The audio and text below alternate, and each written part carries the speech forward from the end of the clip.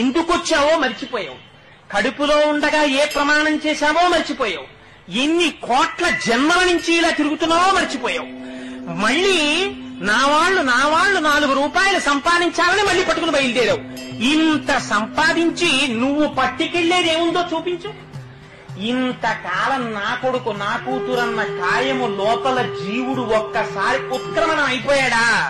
ఆ కొడుకొచ్చి నిలబడ్డా, కోడలొచ్చి నిలబడ్డా, కూతురొచ్చి నిలబడ్డా ఏమర్రా రెప్ప వెయ్యదు, మాట వినదు. మరి దేని గురించి రానికి తాపత్రయం? ఇవన్నీ కాకుండా ఇంకొకటి ఉన్నది అన్న నమ్మకం నీకుందా? నీ ఊపిరి తీయిస్తున్నవాడెవరు? నువ్వు తిన్న అన్నాన్ని జీర్ణం చేస్తున్నవాడెవరు? నీ కంటికి చూపుగా నిలబడి చూపిస్తున్నవాడెవడు? నీలో తృప్తిగా భాషిస్తున్నవాడెవరు? వాడెవరో ఎప్పుడైనా ఆలోచించావా? వాడికి ఒక నమస్కారం చేద్దామని ప్రయత్నం చేశావా?